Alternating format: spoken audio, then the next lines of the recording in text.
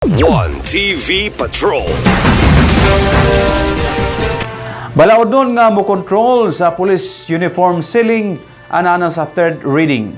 Ana sa third reading sa Konseho sa Usamis ang proposed ordinance nga mo kontrolar sa produksyon o pagpamaligya sa mga police uniforms ug uban pang mga gamit sa kapulisan.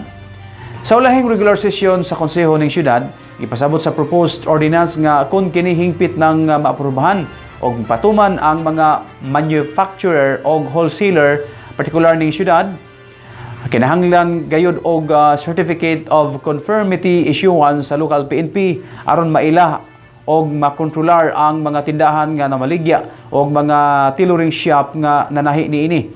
Kinamduman nga gipangayo sa local PNP o sa mando sa PNP National Headquarters nga mag-aprobar og susama niini nga ordinansa bunga sa mga krimen nga nalambigitan sa mga pulis og military uniform.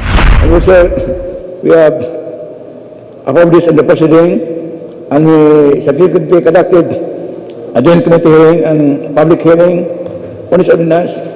And last regular session, we approved this on the second reading after approval of the committee report. So, this is now for third reading.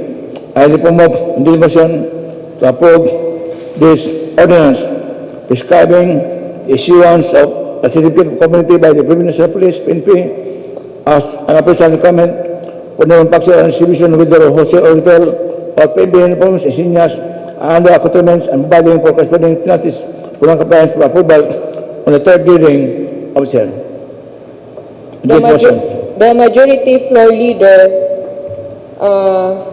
is passing this for third reading. One TV Patrol.